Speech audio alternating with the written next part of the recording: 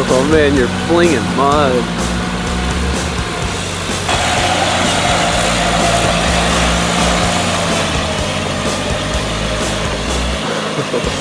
Oh crap, man.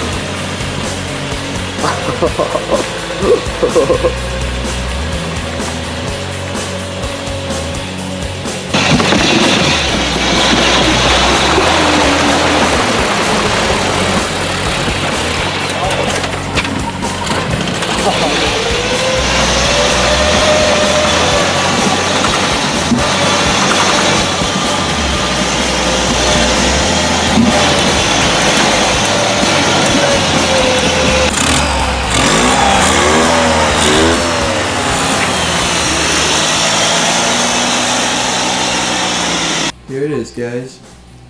Got the 2019 build off Honda by all complete. So let's get into what I've done with it. First up is the steering. I've got the stock steering wheel. Dashboard is all stock. Taking out the hand throttle. And that steering then runs down to this, which the steering arm used to come over here, and it also used to be way closer to the frame. I've dropped it down a little bit and gone over that way with a little bit of reinforcement. A arm joint, big nice steering link, goes up to that. You can see that steering arm in there, goes right like that, and then underneath that pulley, idler pulley, drops down the transmission, and it goes into the two tie rods. As you can see, it all works nicely. Unfortunately, there's no grease fittings or anything on. There's actually some grease fittings up here on the knuckles. Universal joint system up there. That's pretty much it for the whole system. It does work okay. It's not the sharpest steering, but it works for what I've got. What kind of room I had to work with and whatnot. The engine pretty much stayed stock. I didn't really do too much to it except throw on that PZ 30mm carburetor. It's also got an accelerator pump, which you can hear that fuel being injected. That all works nicely. I got the gas pedal here. It's just, there's a clutch rod that comes through with a bushing, and then the gas pedal comes on the bushing too. A little lock collar on it. It's got a setup down here for stopping points, and then the cable on the spring. The cable wraps up and it goes into that. So that all works nicely.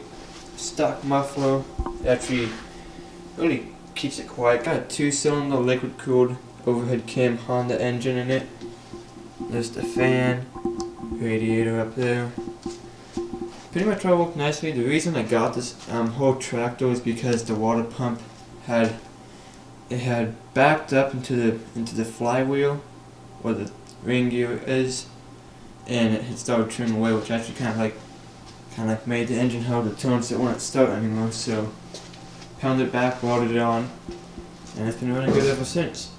Now that pulley is there. There used to be the clutch pulley for the mower deck with PTO, which is operated by this handle and this cable. I've attached a Craftsman mower deck pulley to a drive shaft hub, and you can see it runs down 2 idler pulleys. There's another idler pulley right back in there, and they all have little belt guards. There's a belt guard on that. Drops down there. The one that's a little bit more away, which is that one, has the power going to it. So there's a couple of twists, and it goes up into that little V pulley, which shoots it straight back to the 5.5-inch transmission pulley back there. You can kind of see it, but it's got a double pulley on it, actually, double groove. So that belt wraps around, goes back into my clutch. You see my clutch is set up here, and it wraps around and comes back, and it goes back up to those pulleys up there. Here's the clutch pedal. Runs through that mud somewhere, and I've got a spacer on it and then a bushing in the frame. And then it runs down there, and it runs into that little link, so I can operate it all nicely. That's the arm off the clutch shaft, and then it comes through this arm back into the clutch, back in here. And that piece of tab, I guess you could call it, whenever the clutch is pushed, that tab goes that way, which pinches the belt to stop it. Works very nicely. And up on the front transmission, I have the same 5.5-inch pulley, except that it's only standard pulley with only one groove on it. That pulley takes a straight shot back to this idler pulley, goes down below the clutching belt, and it goes back into the transmission, right back in there. You see the bottom belt. So I also got one more idler pulley, that flat idler, so that keeps it nice and tight. I can also adjust it right down there if I need to. There is a cover that goes in there. It's that cover right there. The problem I have is there's no pedal here when this tractor is made. So when I put this pedal here, it runs into that, so I just left it off for now. I might put it on with some kind of wire mesh to go in that spot, but I know right now that cover will not fit.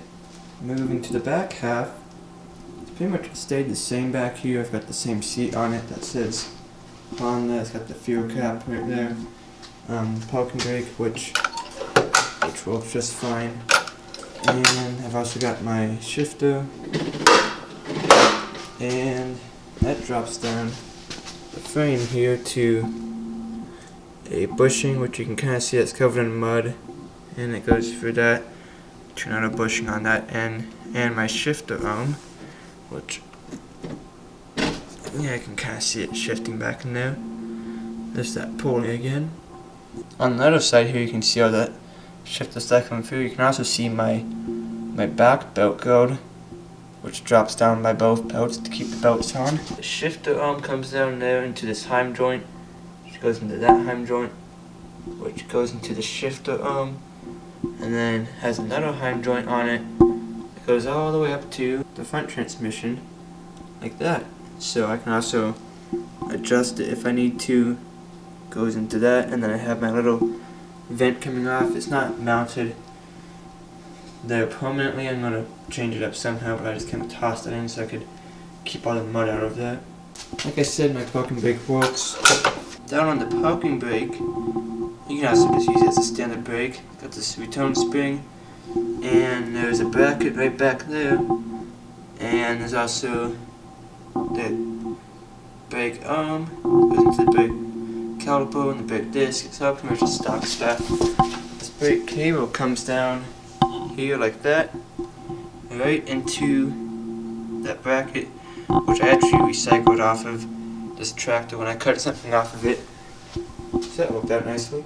Now that there's no hydrostatic in here and there's no shifter, that the shifter would have went up here. I got all this space between the fenders now and the tires.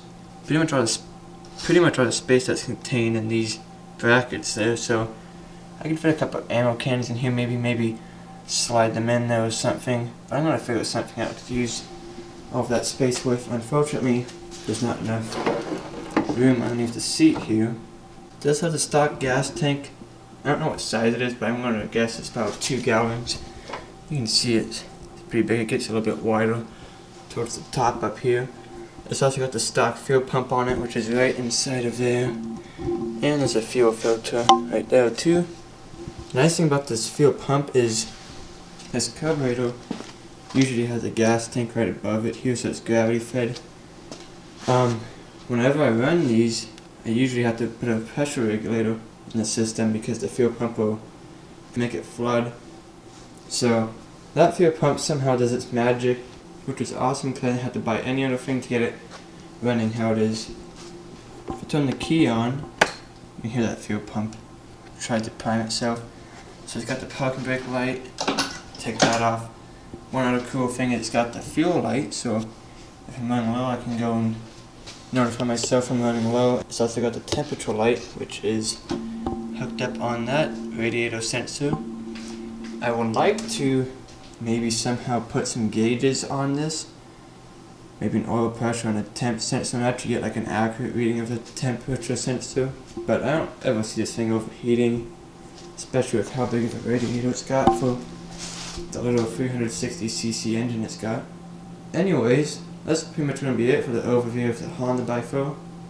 It was a fun build, A lot of learning experiences, a lot of fun making it, a lot of stuff to learn from. But what I'd like to do is, because that hood, it kind of hits on the clutch here too, like I said, with that cover those two. And it's also a little bit bent up. Not sure how that happens, but I'd like to make some kind of like wire mesh cage, you know, some like kind of like a roll cage and fill it in with some wire mesh. Maybe do a little bit something different up on the radiator so it doesn't get bandages and stuff in it, but that would be nice to do. I'd also like to convert this that has this cable on it into my 2-wheel drive or 4-wheel drive, so I can leave it like this with 2-wheel drive and push it down for 4-wheel drive in case like I'm on pavement or something. I think that would be super simple because I can just remove that back pulley that I had on it and put some kind of pivoting arm that tightens or loosens with a spring. That'd pretty much be it. Hopefully this cable is long enough. It's pretty long. I think I can just wrap it around underneath or something.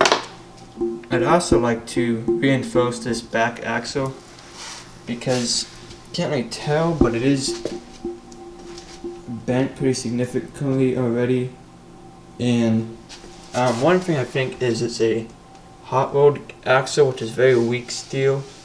I need to find some kind of other steel and put a different axle on it, but I'd like to put some kind of pillow blocks coming off of these big lift blocks I put in there. So put some kind of pillow block coming off of that with some arms and some support, and that should make it a lot stronger. Hope you guys enjoyed this video of all from MudMowers. Make sure you head over to the ATOTF.com and vote this thing if you liked it. But anyways, stay tuned for more.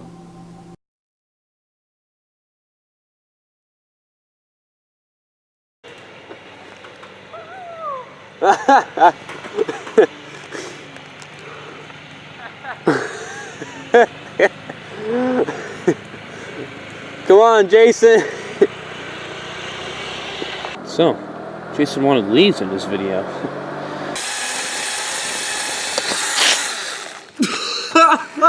What the?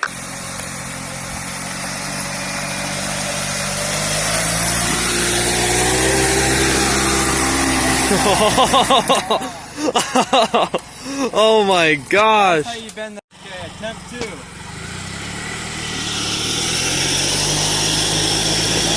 Nice. Take it. Attempt 3. Nice.